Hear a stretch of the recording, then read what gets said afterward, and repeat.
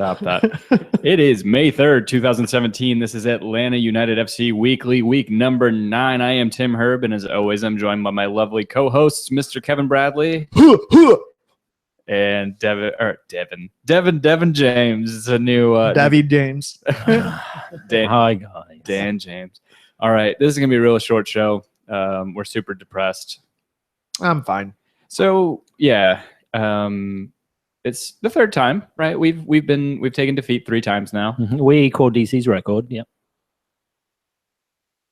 What's that? 3-2-3. We're 3-2-3. So I did not realize. No, I guess we only have 2 losses. No, we have 3. No, 2 draws, 3 losses, 3 wins. Same. Oh, gotcha. I'm reading it the other way. It's 3-3-2. Whenever you look at it in the American standings, I think. Yeah. Yeah. I don't know about that, Tim. So you guys should have. I'm going to disagree with you on you. Hey, what are you talking about? Okay, so we are coming off a ESPN.com. It's kind of a crushing, and it's a crushing loss because of expectations going into the game. It's a crushing loss even after expectation. Whenever you look at the statistics on the game, we should have won that single-handedly. It's right, but at the same time, no. So I think this is a pattern. And we're going to get into this real early. So think of the 3 games that we've lost. First game of the season against New York Red Bulls. I would say up until the last 20 minutes, we dominated that game. I agree. Oh, yeah, we did dominate that game. But can I just say, I called it that we were going to lose. Yeah. But Can didn't get a red card, so I'm still disappointed. It doesn't matter. I'll take whatever I can Okay. The second game we lost against Montreal, we dominated. Possession. We played really, really well. I think that game was a little bit more even than this. Yeah, maybe so. But at the same time, we should have came out. And we were a man down. That's true. We did lose Gonzalez. We were a man down. That's a big difference. But we dominated until we were a man down. Yes. But at the same time, I think that there is a what am I trying to say? A pattern here, I guess. The way that we play, we're very susceptible of passing ourselves out of games. Mm-hmm. Yep, we're very susceptible to taking that extra dribble that then just closes down the entire play. But that's extra touch. Which that's always been the criticism of whatever you want to dub it, tiki-taka football. Mm-hmm. The way that we play, the Barcelona approach where everybody is a midfielder, right? Everybody passes sometimes, and that was always the criticism of the Spanish national team. Whenever they were going throughout their runs, they would win games 1-0, 2-0, and whenever they would lose or they would draw, it's mostly their fault for passing themselves out of it. They don't take enough chances. But we had 26 shots, 27 shots. Yeah, we set a record. We set a record. But it's terrible. 26. Yeah, 26. Yeah, it's terrible whenever you only have 6 or 7 on goal. 7, yeah. 7 shots on goal. They had 9 with 7 on goal.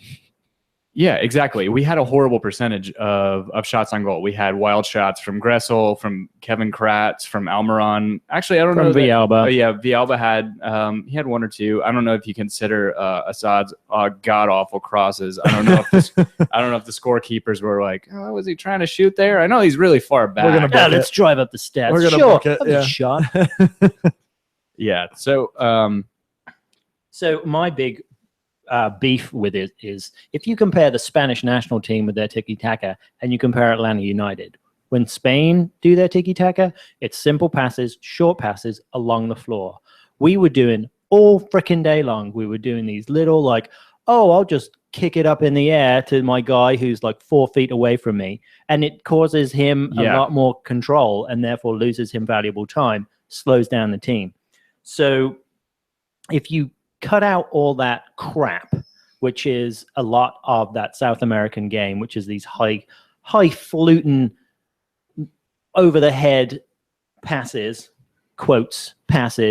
that just mess everything up, and just go back to a fundamental pass on the floor, keep it down, and not do too many fancy things. Because we have the personnel for that. I don't think anybody has the personnel to play successfully the way that we were trying to play on Sunday against DC. You make a great point, and you saw this a lot. So Kevin and I were sitting, and you were sitting sideline, right? Yeah. Right sideline, whatever you want to consider that. So Kevin and I are in our attacking third. We're in the end zone watching, and it was very obvious, and this is the same thing that I see. It's been my criticism of Yamil Asad since week one. Well, maybe not since week one because of the hysteria, him scoring the goal. I was able to let that go.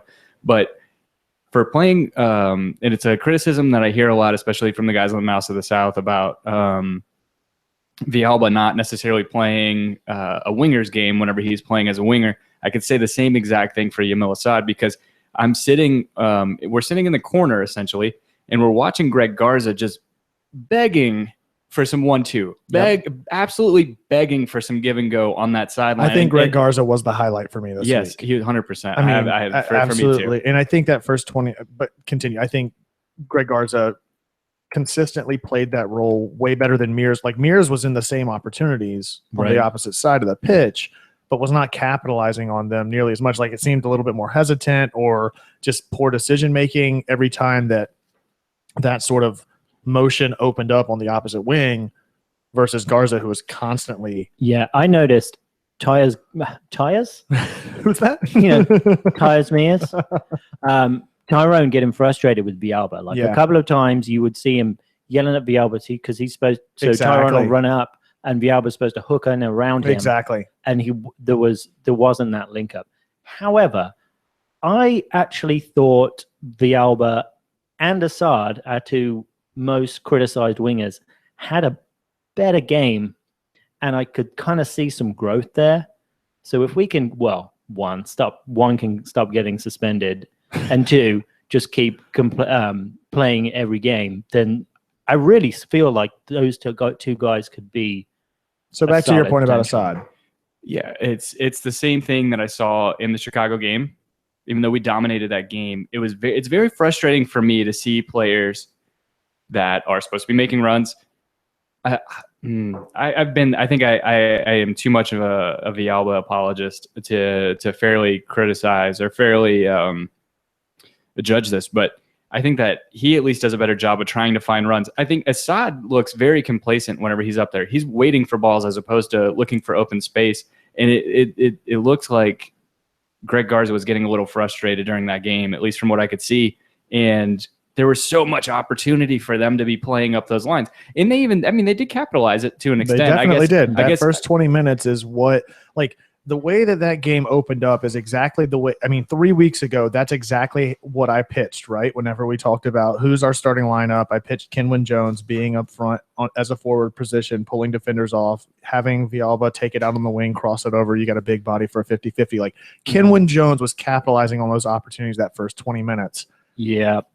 And then we get back to Kenwin again, which has been the issue with Kenwin is that he just disappears. And I don't know that it was a product of them not making those runs. I think there was a couple of times where they definitely did, and he just wasn't there yet. And it was a pacing issue. Yep, that was the album. Yeah. And then, it was just really weird. Also, I think I felt that lack of Lorenowitz in there this week, big time. There was zero midfield, I felt like, this week.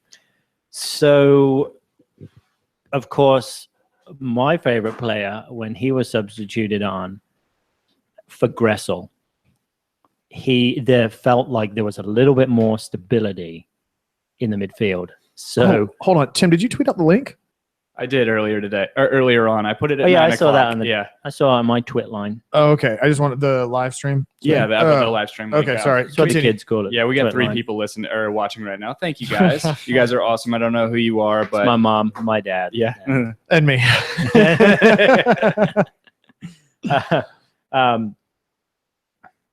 What was I talking about? You're talking about Kevin Kratz coming in. I actually felt like it had the opposite effect. I felt like, he was, to me, he along with our best player, who's Miguel Almiron, they both looked aimless as hell in the second half. I felt like Kevin Kratz didn't lock down a position. He was just all over the place. So I did not realize, you mentioned it last week, and I was looking for it much more this week, Almiron's reliance on his left foot. Yeah. And all the time. Oh, dude, that he gets in the top of the 18 and plays it all the way across the right side of the box, has a wide open shot on goal. And rather than just risking it with his right, he cuts it back to get it back to his left foot to play it off. And I was like, just nothing. He's going to get figured out. Yeah. I wasn't that high on Almiron this game. He flopped a couple of times. But can you see Asad making to continue to play the ball the way that Almiron did at the end of the game? Like Almiron is half bent over, stumbling, continuing the run for 15 yards inside the 18. Asad would have been down at midfield. Yeah.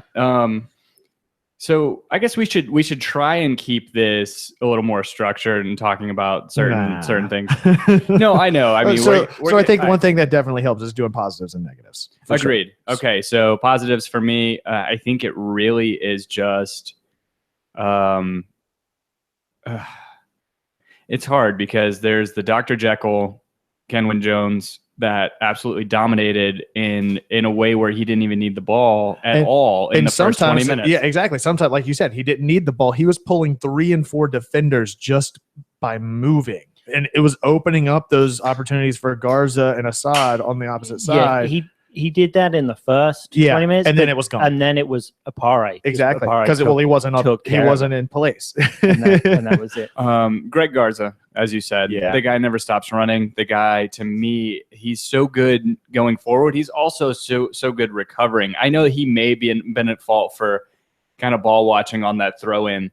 And the long sleeve shirt. I mean, but at the same time, I think there's far more positive from him than negative. And then another positive would be, I mean, Alec Can never seemed completely just, I would say the entire stadium, I would say, and the team never got too dejected towards the end of the game. I think the team kind of did. I mean, not dejected. I think they just got in their own heads. Parkhurst was noticeably frustrated after the own goal, and you saw that. Every time he touched the ball, he got put out on an island by the best defender on the team. Right, and because, I don't know what he was doing. He gets visibly frustrated and starts making poor decisions, and it just continues that pattern. And then you see guys up top having the same thing happen, and then there's no midfield to play from, and it just spirals out of control, at least from my perspective.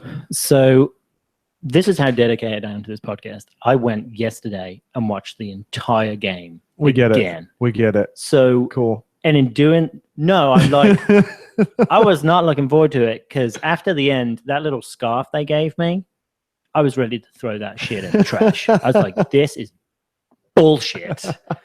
But then when I watched the game again, I was actually I was surprised that it didn't seem as bad as I experienced. So positives for you. So positives for me. I'm going to give Kevin Kratz a positive because I'm with Tim on this. I did not see as much positive. Go back and watch it again. I'm telling you. Okay. Gressel needs to sit down next week, and I will not be surprised if they start Kratz over him. Really? Yes. Also, I agree, though. Gressel did not have a good game at all. No, he's being. It's not even fair to say he's being exposed. He's a rookie. Yeah. So he's had a great run of games, and he actually has a unfair measuring stick now put next to him as a 22-year-old playing, or is it 24? Sorry, I forget. Doesn't matter. No, but still, rookie coming into the 23. League. Yeah, and I mean, he had a great run of games. Like I said, he's just got an unfair measuring stick now. I mean, it'll help. I mean, there's no shame in him sitting and coming off the bench as a rookie. No, not at all. It's the no shame in him. The fact that he's even making the squad. Yeah. So Kevin Kratz. I'm also going to give, apart from the atrocious, ridiculous, stupid elbow that he gave Sam, Asad was actually really impressive. He's not as fast as Villalba, but his hustle, he is always going back. He's always winning balls. He's being physical. He's out-muscling people. I did notice that a couple times. Like, he made a bad poke on the outside, and he got back into place to step and win the ball back a couple of times. There's one time I saw him give up on a ball like that. But anyway, so with that, would you say he's better suited to be playing in the midfield than he would be playing on the wing? If he doesn't have the speed that Villalba has. Maybe like switch him and Almiron? Maybe so, because Almiron is deceptively, his acceleration is ridiculous. It is crazy. He has agility. Like, he has quickness that is unlike anybody on the team. He may not be as fast as, I think maybe Villalba and Greg Garza may have him beat in terms of just a flat-out speed or sprint speed, but how fast he gets up to that speed is ridiculous, and how he's able to, what really matters is how nimble you are once you hit that. in the way that he's able to do that. Yeah, I don't know that that's necessarily a terrible thing, because I can give you that. I mean, Asad is he hustled, but at the same time, service into the box. Aside from that cross to Kenwyne Jones, which was very nice, the rest of the game it was lacking, to say the least. Yeah, his distribution into the box is bad. So with my little plus minus thing that I do, he got the most pluses out of everybody, but then he just got maybe 2 less minuses. So you do pluses for good plays, minuses for bad plays? Is that how you do it? That's right. It's a little complicated, but with practice, you can do it. I'm not going to. Well, also, Asad flop watch 7 times. Good God. 7 it's times. So bad. He dived like ESPN's viewership numbers. Dove. Yikes. It's bad. It's bad. Hopefully we don't have the same amount of layoffs.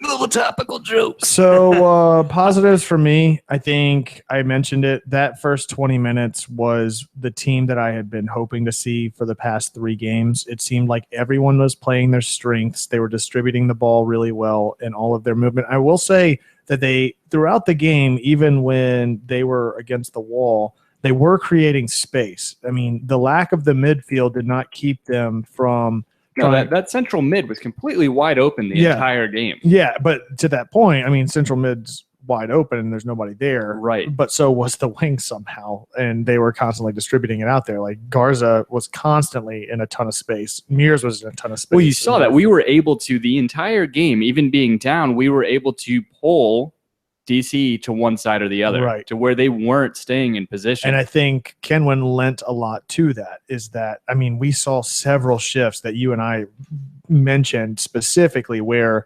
Kenwyne is on the left side of the pitch, Garza's coming up, and he shifts over the 18 and pulls 3 defenders along with him. I mean, just his body movement pulls everything, which then opens up the Garza Asad play and then the cross into the inside. It kept happening. And so I applaud them for finding that space and finding those opportunities. But I think that I think the Vasquez sub is a little odd to not come in for Kenwyne. Like, that seems natural. I think that maybe needs to get played up a little bit. You don't play 2 target men alongside each other. No. The Vasquez seemed to be pushed further to the left. Yeah, which is strange. Yeah, it was a little strange. Because for somebody of his size and his, I wouldn't say lack of technical prowess, but I mean, he's not necessarily, a finesse player. He shouldn't be playing alongside somebody. He did actually pull down 2 crosses just with his foot. It was pretty impressive. I mean, I'm excited. I was calling for it the entire game. Mm-hmm. I mean, once you saw the heat start to get to the players and some of that lethargy creep in, it's just, I mean, it's not even lethargy. I mean, just like exhaustion just started to kick in. Well, that was the thing that I wonder. I mean, they've been playing in these northern regions for a month now. I mean, they're training night games. Yeah. Well, I guess the Montreal game was in the day. I mean, I guess the difference is they're training here.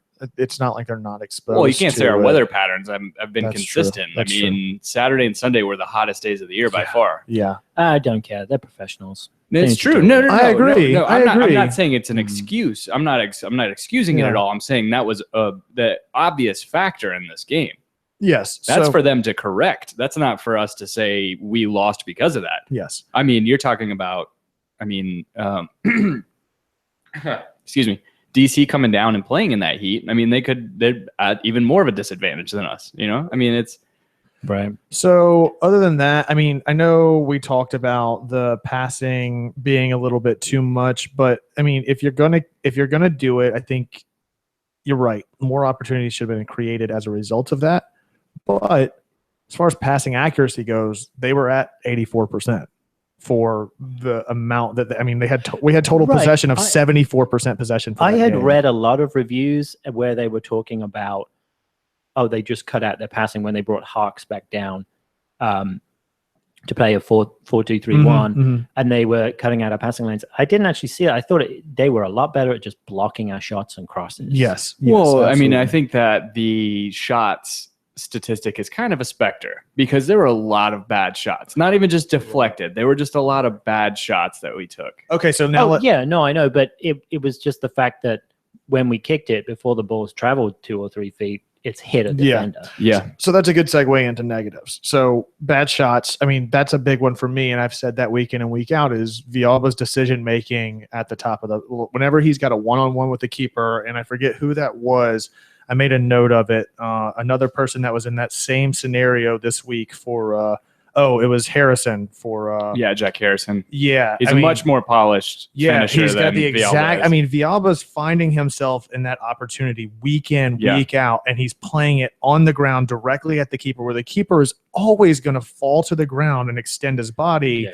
versus just timing it and chipping the keeper. I wouldn't even say that was necessarily the problem in this game. I can't fault him for the one touch that went. Oh no, that was so quick. It was bang bang into Hamid for the first shot. But the second one, the fact that he should have played that on the ground, he should have not taken a touch. He should not have settled that ball. He should have taken a one touch.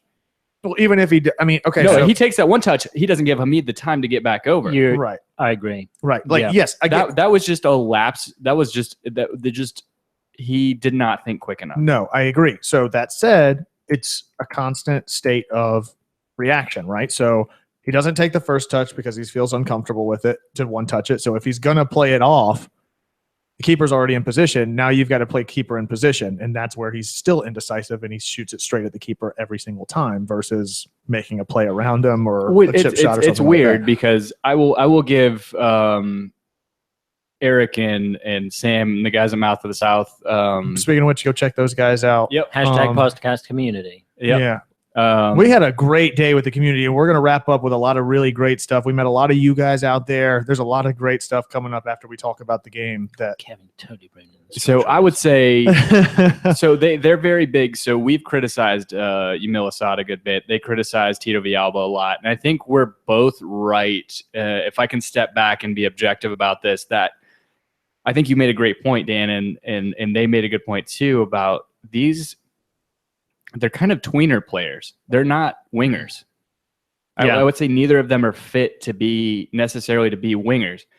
They're the best we've got right now. Yeah, but it's how much of this changes whenever Justin Martinez comes back in, where you're not reliant on them to be wingers in a traditional sense because you don't have a target man sitting in the front that's waiting for a cross to come into the box, or the attack was so much more fluid whenever you had the four of them that were able to overlap and make runs around each other. These guys are they're constantly moving. Now they're locked into a lane. Yes, they're much exactly. They're being constricted by the play that's being set up. Yeah, I think that's very much a detriment. That's a good point. And I think you could see it in the Toronto game whenever Villalba got deployed as the lone striker. I think that, and he scored 2 goals, and I think he was making great runs. He probably could have scored more. But so I mean, the men without a country, I guess. I mean, they're at this time until we get our main striker back. And it's sad to say this. We don't have, I thought weeks ago that we had great depth because you started looking at, you're able to bring Peterson off the bench. Lorenowitz started off as a bench player. And then you have, you have good depth on this team. And now with injuries, thank God we're not playing, in any sort of other competition right now because we would be completely screwed. And it's. So what do we do when I don't know Martinez comes back and gets injured again, and he's out for the season? Why are you saying these things? Because what's our option? It seems like without Martinez, at least in this game, we were headless. I mean, yeah. We have won at least one of the game without him and drew 2 others.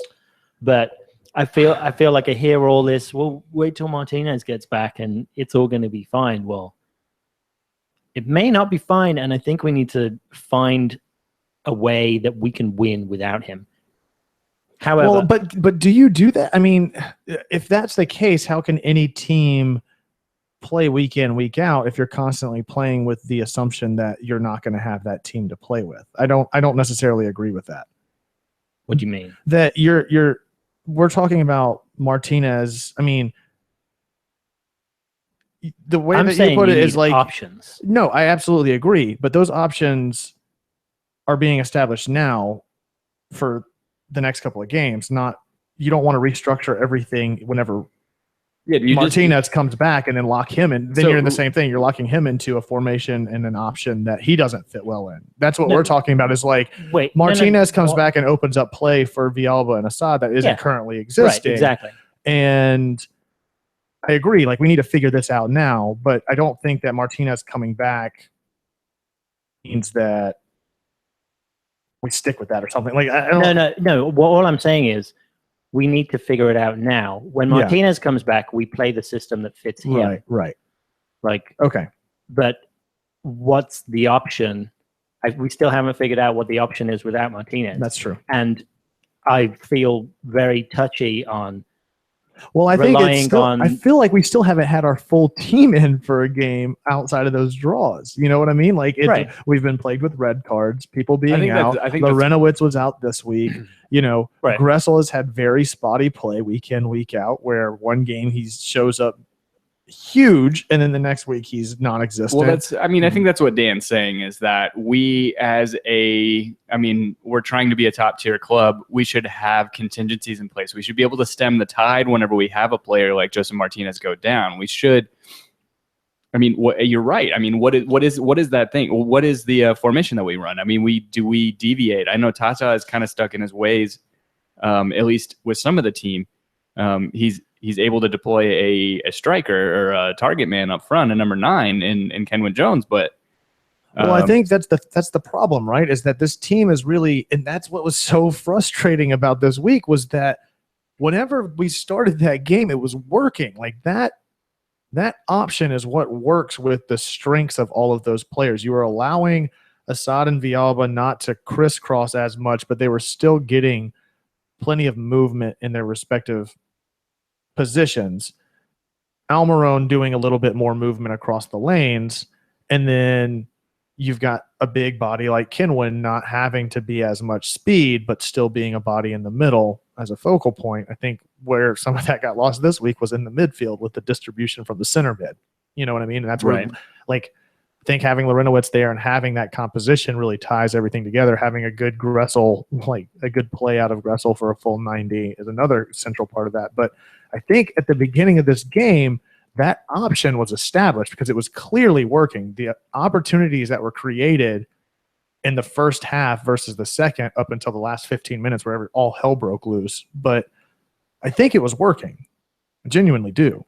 Was it working, or did we play ourselves? Did we play our best version of that team for the first 20 minutes, and then this team's just not suited for that? What we did is we're known on speed. Yeah, we know that coming into this game, DC was,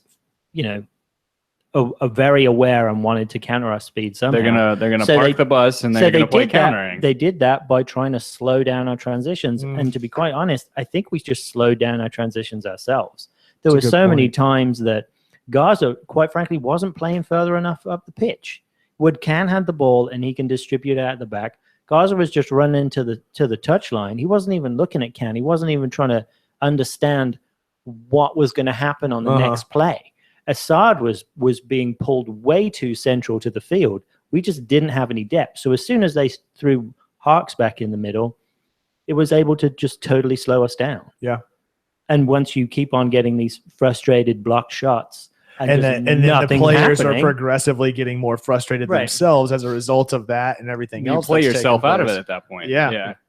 That's a good point. Just a quick note, Jeremy, one of my buddies, Jeremy Crooks, lifelong goalkeeper, Jay in the real world. He left a comment on the YouTube stream. Oh, okay. He's asking if we touched on Can yet. We will in a minute. I'm sure I do have some stuff to say about that in a little bit. All right. So what else are we at on negatives?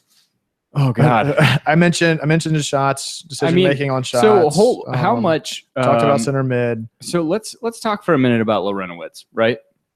It was an obvious gaping hole in this team. I don't think it's any. After watching that game, and the more I think about it, I don't think it's any coincidence that once he started getting play time, Gonzalez Perez really started to stand out as a defender. And I think that that back line became more fortified to the point where the three of us were like, okay, our back line's going to hold up. Well, we saw them playing position and rotating out with Lorenowitz, where he was constantly playing back so to cover, and that was not taking place. We need another defensive midfielder. Yes. Carmona's a tweener to me. I don't think that he is necessarily – he's not a great holding midfielder. I think that he is he's a good enough just central midfielder. He was all right. There were a couple of times where he had acres of space and nobody was looking. Yes. Yeah. Ooh, acres of space. That's a good phrase. I've never heard that before. Really? You don't watch enough soccer. So it was a little bit frustrating to see him standing, moving around a little bit, and nobody would play him the ball. I'm more worried about what we do to place Asad at this point. Really? I think for the next game. It really depends on the injury, the team sheet that comes out. If Jacob Peterson is healthy, I haven't seen anything about. I don't know about how Peterson. he's been eligible to play. I haven't seen. So Peterson is the logical choice, right? Because he can play either wing. Right. If he's not there, what do we do? There's just a dearth of and I was looking team at news. It's hard to find this stuff before. So what are our options? Option would be Gaza. Maybe you push up Gaza, and you either then you put Mark Bloom in the back. You could put Mark Bloom's going to be on the right, but and then maybe put Mears on the left. Yeah. So the other, I was looking at the team roster. Like I really like Mikey I'm Ambrose potentially could be filling at left back. I've always been a fan of watching Liverpool play for the longest time, watching Glenn Johnson get deployed on the left side, and I like opposite. I mean, it's the Bayern Munich style play, but gives you further more back, options. right? Yeah, I mean, you talk about a little one section forward when you're talking about the wingers, Robin and Ribery playing on opposite sides so that they can swing in and use their primary foot to take shots. I don't know that I dislike the idea of Mears on the left. Yeah, he could potentially. Mears could. I was just looking at the sheet and it seems like Ambrose is the next left back in line. And then I was looking at Parkhurst could actually play left or right.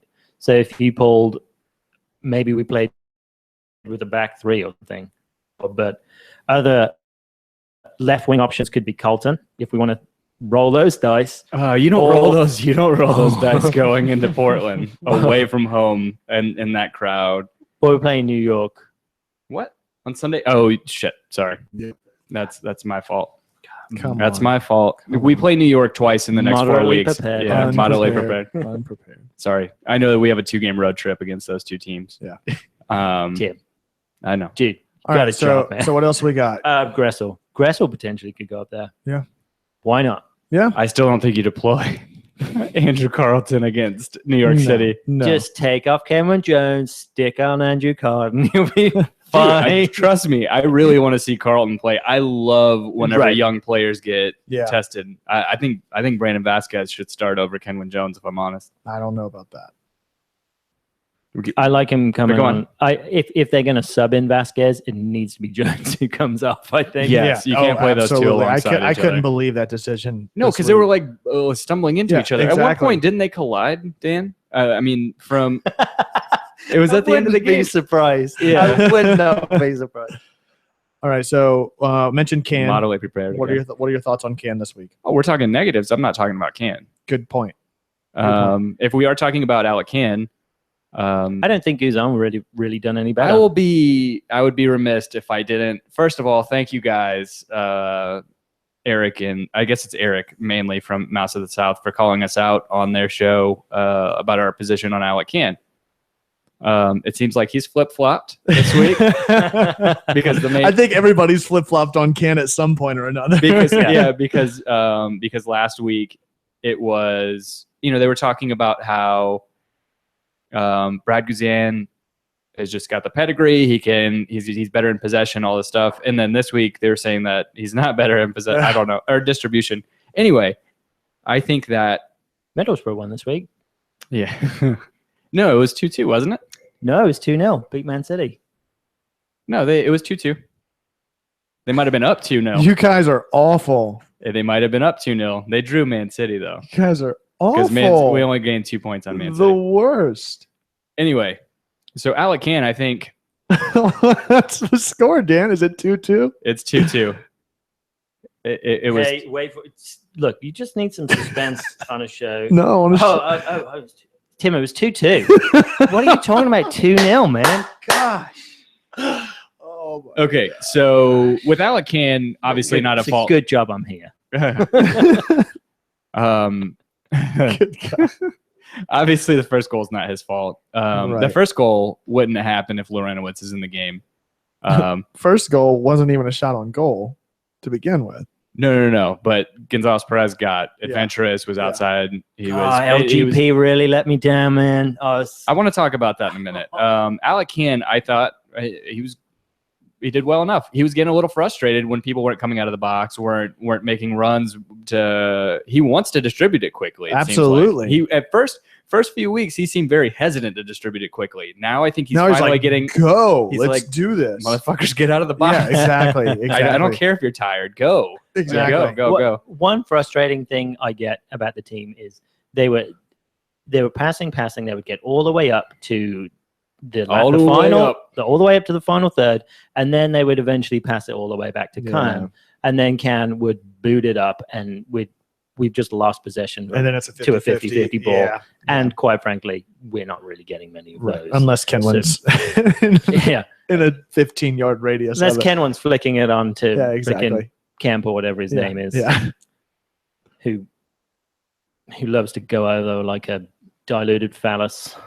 Good God. You with the descriptions. Yeah, Last the 2 phalanx weeks. formation. Good God. I still think we should deploy the phalanx formation.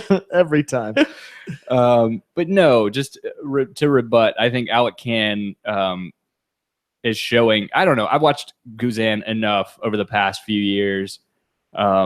In his not so prime in England, he was great whenever he first came to Aston Villa. He was fucking fantastic. And Average. You think so? Yeah, I mean Aston Villa. Oh, they're a soap opera team anyway. I mean, but I will. You guys, he ladies has and been, gentlemen, a true Birmingham City he fan. has been playing. He has been playing behind garbage backlines basically his whole career. So I will give him that. And I do. When he was at Villa, I was reluctantly thinking, yeah, he's actually pretty good. Probably because he was in the Premier League and we were circling the toilet in the Championship. But I'm excited to see him come over. I don't know what we do with him. Yeah. I'm afraid, though, that they made a good point that you don't sign him to bring him over to sit on the bench. And I'm afraid that from reputation. So you see it with from what I've watched with Tim Howard this year, he hasn't looked great. No. I mean, he's almost 40, if not 40. And he's still holding out Guzan in the national team? Plenty of people are. Like, I mean, if you want to look That's not good. No, I mean, if you want to look at, Guzan's only getting in. He was sitting the bench behind way past his prime Victor Valdez, who couldn't. Yeah, anyway. If nothing else, maybe it feels competition. I think that's a good thing to have. Yeah, it's true. Absolutely. I think that's absolutely a good thing to have. If we're talking Well, about and then goal- we're also talking about options, right? I mean, Yep. you talk Yes. about to your point. I don't care if Guzan comes in and is a starter, whatever. Right. Can's a terrific backup, Absolutely. and it showed with this exact McMath. There isn't going to be a greater recompense potentially at another club to pull Can away. Well, the good thing about keeper play is I don't know. RSL look like they need a keeper. They've got Nick Raimondo. This would be like further down. I'm thinking like end of season. Is Vinokel available next year? God, I hope. Only if he grows the mustache back. So though. my thing have the best save of the week with the header at the top of the 18. Hey, when I came over here, someone told me even a blind hog finds a route. So what wait. No, let me finish my point. So talking about options, right? Like you've basically got a substitution option at that point. The good news about keeper play is regardless of who's in there, I think you've still got a good option in either one of them, and it doesn't really affect the overall pace of the game or the flow or the structure of the rest of the pitch outside of that 6-yard box or the 18 and how it's being right, because they're distributed. not so I mean? they're not so dissimilar, and yeah. Exactly. I mean, it's a position option in case it gives Can an opportunity to grow and learn under somebody that does have that experience. Yeah. I'm not convinced that it's. I think Can is the better choice. I agree. You're bringing in a big signing to sit on the bench. I don't know if that's the best thing. It spurs the competition. It spurs growth in Can. I don't think it's a bad thing, and I think it's a good option to have that doesn't affect the rest of the team. You know what I want though? Why didn't we try and bring in? Have you ever watched? Did you ever watch Tim Visa play? He was a goalkeeper for Werder Bremen. He had. No. He's also a professional wrestler now. He just came back to the game after about like a 3-year hiatus. Oh no, he's playing again. I don't know what league he's playing in. I'm guessing lower tier in Germany. I don't know what got me on that. It was just that thinking about differing styles of play with keepers when talking about distribution. That guy could throw it like to the 50, no problem. That's what we need. Like we need somebody. I mean, maybe Can be that guy. He's still young. Exactly. I mean, think that's what Guzan coming in helps. But the thing is, Guzan's not even old for a keeper. He's 32 years old. Yeah. He's bald as hell. I'm really interested to see what he does for us. I genuinely am. I'm excited for him to come over. Yeah. I'm excited for the competition. I've been excited about it too. He doesn't necessarily. He has a couple good defenders at Middlesbrough, or at least serviceable defenders. I mean, Fabio's not. Fabio. He's not bad, right? No, I'm pretty sure he's been relegated twice. Who was he with last year when we got relegated? Well, he was with QPR when they got relegated. Oh yeah, you're right. He's the bad twin. Yeah, I guess so. Callum Chambers plays for him. He's not a permanent player. Yeah, Callum Chambers is Arsenal. Yeah, he's on loan right now. Oh, yeah. Oh, that's not. But I mean, you have plenty of keepers who have had shitty defenses that keep goals out. I mean, I don't. But it also, it seems like Alec Can. I don't want to screw up chemistry. No, I agree. And he's managing that backfield. He's managing the line. I don't think you screw with that. And I don't know. I don't know how you approach it. Regardless, pacing of the show. I think last comments for the show or for the game this week. And then we can move on to the rest of the league and other thoughts. I think I've already said it, but Larenowicz's absence, I think, exposed just how many more options do we have to come up with? You know what I mean? Like I'm just saying how questionable some of LGP's choices are on the field. I agree with that. He is afforded to be adventurous whenever he has somebody who can make those coverages, or to come back and cover. But yeah, I think Larenowicz was the biggest hole this week for me. I can't wait to get that guy back. Not having him in there was noticeably felt. I think, okay, so in England, when you're learning to drive, you have to take driving tests. You have to take lessons. So I learned for You do that here too. Yeah. Don't huff at me. Driver's ed. Yeah, but you have to take them for a year because the driving's kind of weird. Anyway, basically what I'm trying to say is I went out one night and got absolutely shit-faced. And then I realized I had a driving lesson the next day. And it was the worst driving lesson, the worst driving I've ever done in my life. The thing is, I knew it was bad. And I think the team, Atlanta United, knows this was a bad performance. That is a very good point. If we play this game again, we win 3-1. I agree with that. So let it sink in a little bit. I'm not worried. I'm not worried. This is not. And look, that's the other thing. Frankie says relax. Well, that's the other thing that Tim and I were saying, and that I was mentioning on Twitter. Is just like, I think there's a lot of people that are new to Atlanta United, and some people that are new to sports in general that are getting into Atlanta United, which is also really cool. But as any sports fan will tell you, wins and losses are part of the game, and I'm not one of the people that thinks that one bad loss. Look, I'm a Clemson fan, and I watched them lose to Pitt this season, and they won the national championship against Alabama. So this season's still got a long way to go. Yeah, you're right. Yeah, we had a very unorthodox and a very good but unorthodox opening for an expansion team in the way that we immediately became a top 10 power rankings team. And There's we're a being lot of we're pressure being on that feared. team right now. Yeah, there is a lot of pressure. And there on really, Gressel. there really shouldn't. A lot of Gressel, yeah. There really should not be. No. And I Well, think it's people I think saying this is absolutely a playoff team. One game in. hey man, Those guys, man. The worst. I still stand by that. I do too, man. I definitely do. But I think that the team definitely feels that pressure, and they hold themselves to that standard, which I think is a good thing to have within a team and within an organization. So that you're absolutely right. They know it was a bad loss. They're going to get better, and I'm not one of those people that thinks it's burn the whole thing. It's a lost cause. Like, it's a long season. Oh yeah, There's a long ways to go, and every great team has a really, really bad loss from time to time. Throw the baby out with the bathwater. Yeah. do you want to do man of the match? Man of the match sounds great. Yes. If you're not going to allow me to do Assad, I'm going Luciano Acosta. I think that's the only Yeah. reasonable choice. Good God, he just made our defense look like Can we talk a about? fucking bunch of idiots. Yeah, well, so He pulls 5 people across the face of the 18 and just pokes that shot straight there. it was the same thing that untouched. Rusnak did, right? Just ridiculous. Yes. Yeah, Ridiculous.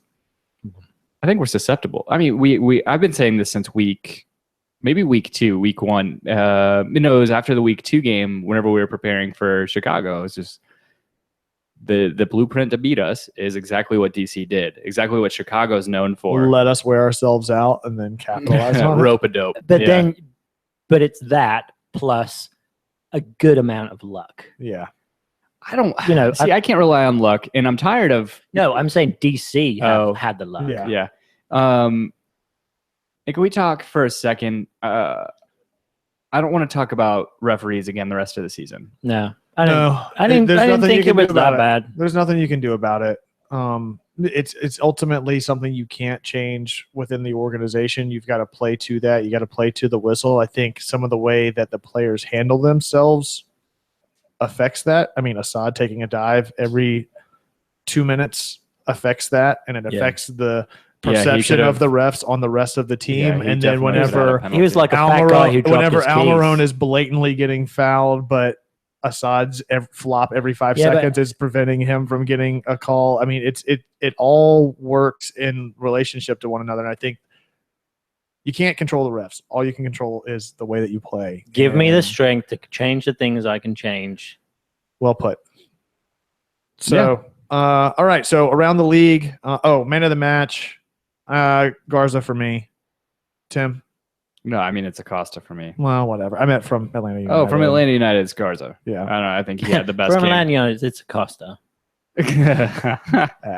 Oh, Or Bill Hemme. No, just to finish on the referee point, it is a sad state of affairs, I will say, whenever only 4 or 5 of your referees are FIFA certified or have the highest certification from FIFA. Oh my God, are you serious? Yeah. So do we need like a swear jar now? Like if we mention referees, we have to put like $1 in the jar. The jar's in my house. I approve of this. Do we all drink on this? Yeah. Okay. Tim. Oh, yes. Yes. So no ref dashing. All right. You know, the next review is going to be like, yeah, they didn't talk about the ref decision. Yeah, no kidding. There's going to be some huge controversial call this week. Totally sorry, guys, I can't talk about this. All right. So around the league, I had just a couple of games circled that I wanted to talk about, mainly because we talk about them every week, which is Orlando facing off against Colorado. Orlando's not the South. That is correct. Say it loud, say it proud. We actually Orlando saw some is not the South. We actually saw some Orlando fans on MARTA as we're heading down talking about Orlando, Yeah, and I just go a little louder than I needed to. Orlando's not the South. Yeah, it was. It was interesting. So Kaká's back. Yes, Makes a huge difference for that squad, I think, moving forward, and earning his $6-7 million a year. makes them that much more dangerous. Oh, Him yeah, it combined with Rivas and Rivas. Laren. Yeah. I mean, Rivas had one of the best goals this week. in my opinion. Not goal of the week, but a great goal. It was hit off the post. No, he got a goal. Yeah, Rivas got a goal. Rivas got a really nice goal. Mm-hmm. Was it him? Uh-huh. Look, dude, I took notes. I got it. Shit. Penciled it in. All Yeah, right. you're right. Sorry. So, yeah, I got him Orlando's confused with Laren. Orlando's Sorry. looking really dangerous right now. Best Now I'm team gonna in get hate the mail. East. I'm willing to say it. sure it's We've 2-2. talked about Yeah. top two, but I'm willing to say best right now. There is no- I've not seen somebody compete with them. There's no inconsistency in their game. And having Kaká there only makes them that much more lethal. So Yeah, we're going to beat him. I hope so. That would be great. So the other game I had circled personally, looking forward to this week is the New York City game against Columbus, which Yeah. we were constantly wondering what the score was. I had, pretty sure it's I had 2-0. Rivas' goal written in my notes. I just wasn't looking far enough. And next to it says, "My Southern roots can't allow me to vote for this as goal of the week." So yeah, Orlando's got a good squad, man. I'm really, really looking forward to that game. Should we just refer to them as, what are they, Orlando City? Yeah, they're Orlando City. So FC. should we just refer to them as Disney World City? Yes. Because, I mean, that's basically just it, Mickey Mouse, right? Mickey Mouse Club. Mickey- Oh, that's a good one. Just club, So Demi soccer Lovato. club, Mickey Mouse Club. I like it. Mouse Club. All right, so the other game I had circled was New York City game against Columbus. New York City pulls it out 3-2. David Villa's out. So He just signed a new contract. He's extended until the end of 18, I think. right. He was just sick. Yeah, no. I meant he's just out for that game, so it's a good gauge on what that team is. wanna make Talking sure you about were prepared, Oh, Kevin. dude, I got this. I There's- made so many notes. I haven't messed up at all tonight. They're still dangerous. They're still very dangerous without Villa. Exactly. I mean, for him to be out, Harrison has the finish versus the keeper one-on-one that we talked about. That lethal one-on-one decision making, chips the keeper. Gorgeous finish. Oh, shit. So we completely, Surveillance LaFleur just let us know. We completely blanked on there being MLS games tonight. Oh, Toronto plays tonight, right? Toronto beat Orlando tonight. So we sound pretty stupid. Yes. Yeah. So we sound pretty stupid saying that, but Toronto But I jumped up still into third think- place. I Yeah. still It's think just Orlando's. Kevin, though. Oh, fuck off. Well, there's my mistake for the night that I hadn't made yet. Yeah. I still think Orlando's the best team in the East right now, even with a loss to Toronto. I haven't seen the game yet, but Yeah. We Yeah, were Chivinko prepping and scored 2 everything. goals. We were prepping and everything while they were playing. So yeah. So, and it looks like they didn't get slaughtered. It looks like a 2-1. it was 2-1 against Yeah, Toronto. Javinko so- had 2 goals. Yeah, of Kaká course he- had 1. Of course he does. And And Kaká. Orlando had Look, 57% I think possession. everything I just said. Everybody is can go to valid. ESPN.com. Everything I just said is validated based on what we just said. Yeah, good job, Anyway, Kevin. Yeah, go me. No, All right. it's I mean 2-1, only giving up a goal against only losing by a goal against the way Toronto's playing right now. They're Yeah. the second best team in the East. yeah, and they play. Did they play in Toronto or in Orlando? They played in Toronto. Yeah, I mean, I don't. Yeah, I still stand by what I said. Anyway, back to New York City. Second time I've seen them this season get exposed by really, really sloppy play out of the backfield. It happened against Sporting Kansas City, I believe. May have been against Real Salt Lake, but they are very, very susceptible to sloppy play out from the box from the keeper and guys up front pressuring, capitalizing on it, and scoring goals off. Do you of it. want to go into NYCFC preview right now? for Yes, Atlanta? yeah. That's why I mentioned it. Yeah. Oh, I thought you would go in through. No, other games. those are the only 2 games that I mentioned for that reason. Right. The obviously Orlando, who we hate, and then New York City for this week. Those are typically Okay. those 2 I look at. So I listened to the NCFC Nation podcast, who our boy Eric Quintana was on. Oh, really? Yep. So their notes on their team and how they like to set up. So they defend from the front, and this is something that Vieira has brought in since he got there. Mm-hmm. So they want to keep all the possession up front in the midfield. Hence this 4-3-3 formation they like to play, which is very like a good high line that they like to play. So they're defending the defense because apparently their defense is not that good. Well, yeah. But so the other talking point is Herrera versus Pirlo. So it seems as though Pirlo will not play in this one, basically because defensive, and Pirlo is slow as dog shit. So hopefully they will play Pirlo because, you don't want to put all that money on the bench. So, and then we can just bomb past him, score a ton of goals. And they want to be physical in attack. Well, I think our defense is physical. I think our midfield's physical. I think we're a physical team. I think this team, based we on. can take it. Based and we on. can dish it out. So much so we get suspended. Everything that That's right, Kim, right? Every time I'm going to say something, yeah, you're fucking awesome, man.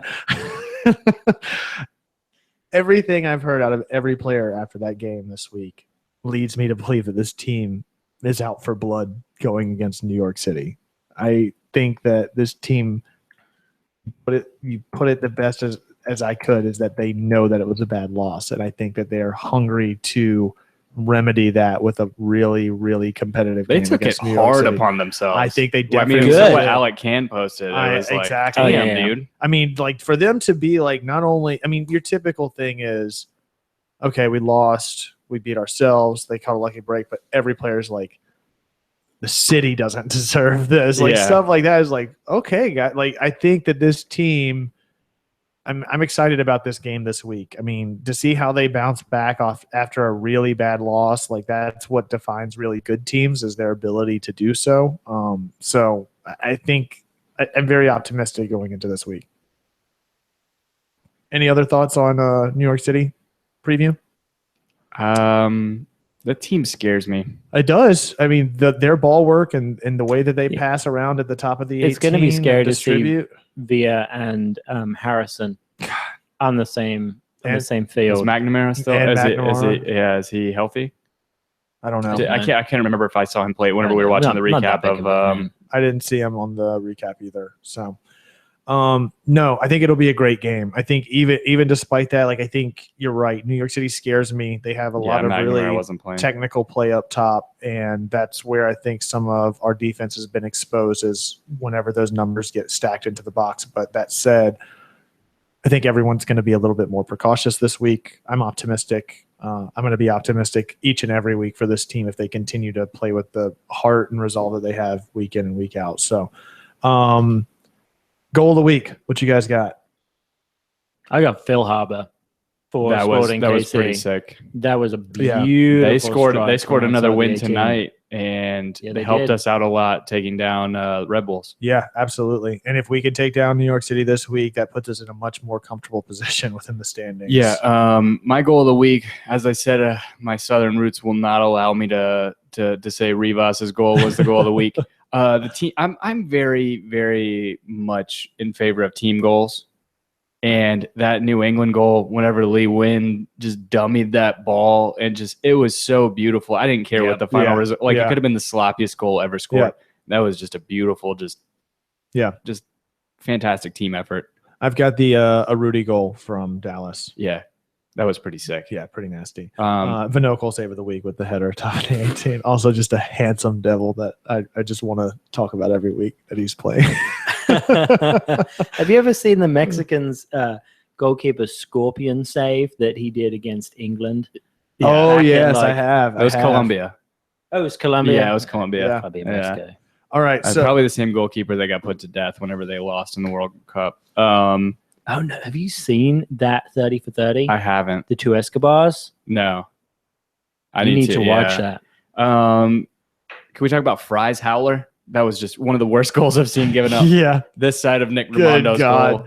Good God. Yeah. Embarrassing. And then Robert Green. Yeah. And then Seattle came back. From 3 goals in 13 minutes. And that last one should not have counted. No, it was definitely offside. Alonso was definitely offside off of the deflection. It would have been really hard. I don't blame the referee on that. It was just a very hard read to make. Yeah. Just because it was bang bang on that flick. But they shouldn't have got a win. I'm glad they kept New England from getting 2 extra points. I'm glad to see them hit post 3 more times in a game. Yeah. Another manager has to be getting pissed at this point. So, and the other thing, Dom Dwyer needs to get called up. Bruce Arena, that man is on fire. He is everything that this U.S. men's national team needs up front. Yeah. I'd love to see him. Yeah. So we went out. We were all at the game this weekend. Tim and I went out there early. We met a lot of you guys.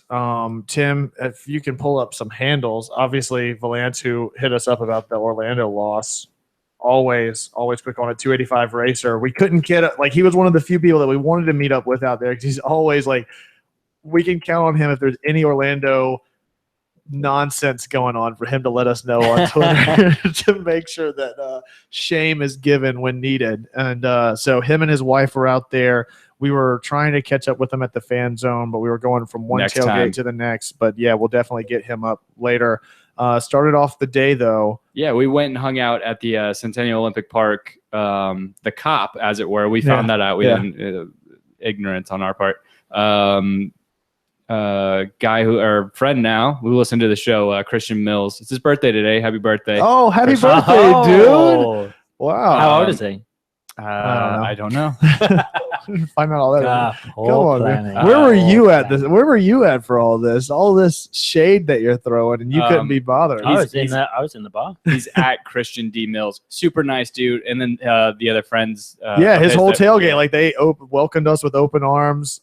I had already killed my beer that I drank from the BP to getting there. They were gracious enough to give me one to go to the next place. So yeah, you guys are awesome. And then we met up with one of the first people that we started interacting with on the Atlanta United groups. Jay Riddle, who's at J_Riddle.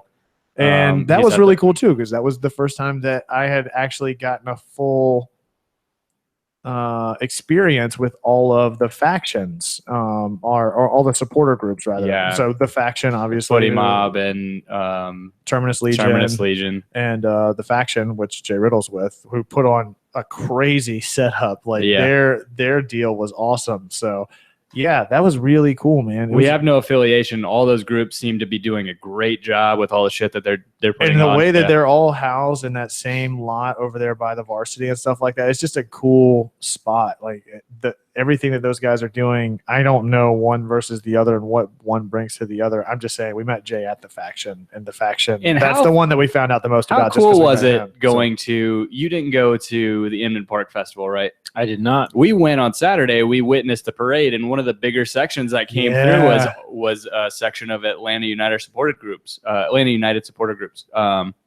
was awesome to see that. It was so cool, yeah. Yeah. And we saw Jay in that. Yeah, he was leading. It's funny, Valance said something like, I saw his tattoos before I even saw him.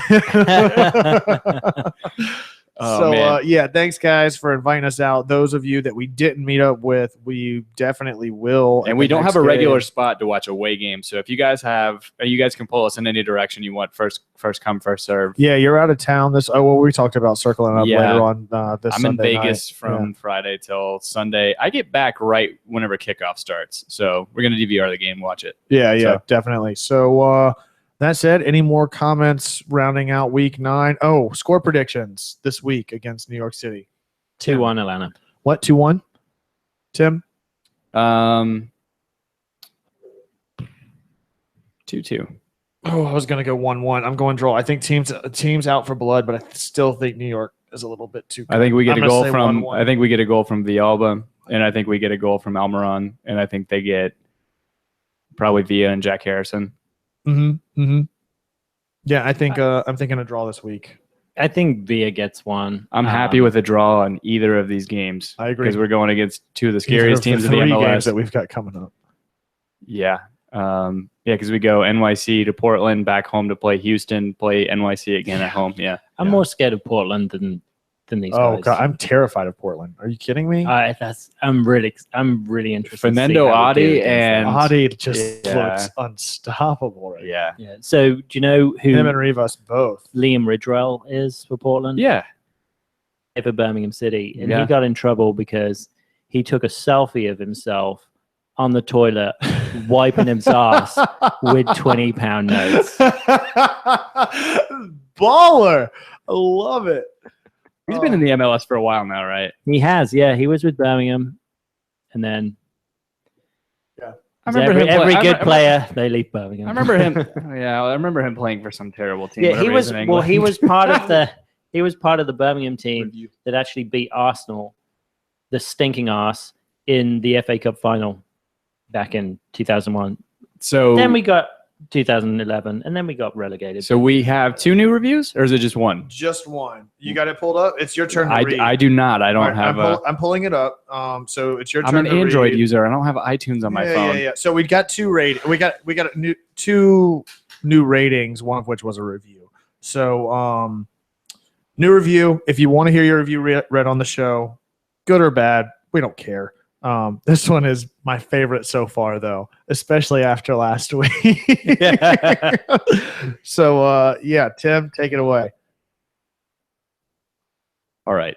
Sounds like a podcast from Mom's basement, and that's a good thing. It's cutting it off. I just remember that from reading it. Moderately well-prepared and mostly intoxicated hosts make for an entertaining 62 minutes. Sorry about that, guys. It was really supposed to be 71 minutes, but WordPress fucked us over. Learning more about MLS in the past 3 weeks, thanks to these guys, than I did in the previous 20 years. Good work. Now looking forward to the podcast dropping each Thursday. Go Atlanta United. Go Atlanta United, indeed. So, and then we had a right. YouTube review-ish too, but I can't really pull that up. We had somebody leave us something on YouTube. Valance had one more question, and it was a glaring omission on our part. I appreciate it, man.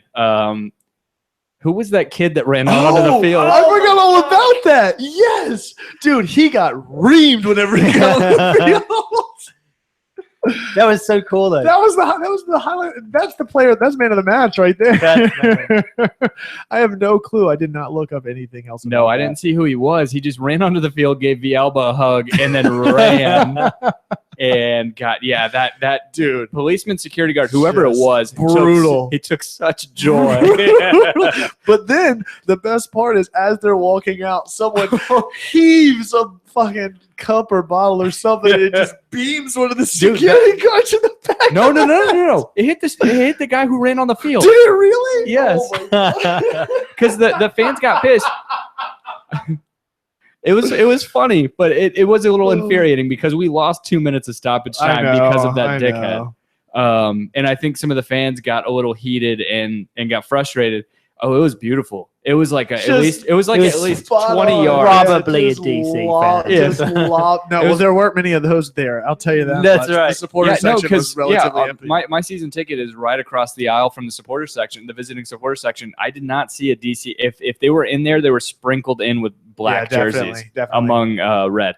So, it was probably a 20-yard throw. Lobbed it up I was like, oh, shit, they're throwing shit out. No, they're throwing. Oh, boom, hit him right in the back of the head. And then another one came from the front. I don't know if you saw that. That was beautiful. Wow. Yeah, good call out, Valance. That was. I would have been remiss if we would have not played that. Just a second. I think I can pull that up real quick, Kevin. Okay, well, while you're pulling that up, we got one more review to read, but nonetheless, we are all on Twitter. Tim, you can find him at his name. That's at Tim Herb. Dan, where can they find you at? At DNJMS. You can find me as well at The Architect. That's at _ARC. Number 1, TECT, collectively at Home Before Dark. That's before spelled B and then number 4. We got a website where we post all the shows. Some of you may know Tim and I host another show where we just talk about anything and everything off the top of the dome, all on the Home Before Dark network. So check that out. All that's through the website. You can also find it on iTunes. Tim, you got it? Yeah, I do. This is one of my favorite things that we've gotten so far. It's awesome. It's so out of left field. It's actually from a British fan. He said, I know this, his name is Ubong Ben, on YouTube. He said, I know this is not iTunes, but I wanted you guys to know I love the podcast. I'm not an Atlanta fan. I actually support Seattle, but it's good to see. Much love for an expansion side. Much love from the UK. That's awesome. The stuff that I love. I mean, like the RSL fan, like everybody coming together. I think some except for Orlando fans. I don't want any of your trash on my feed. Know your place, trash.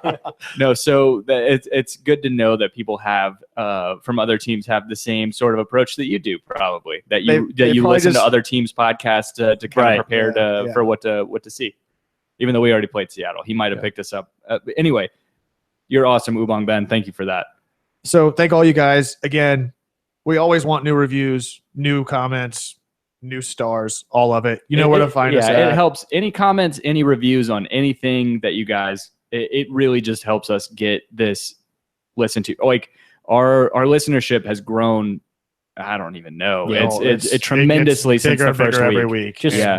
spread the word. Everyone who I've noticed, like a whole bunch of people that I've managed to get in contact with who happen to be closet soccer fans, and I'm like, hey, there's this really cool podcast that I've heard about Atlanta United Weekly. Yeah, It's worth giving a go. Yeah. Really Yeah, good. best episodes are like the first 3, 4. Yeah, whenever it was we've just made a huge mistake. Yeah, they brought in this like foreigner who's just coming over it. He keeps calling it football. yeah.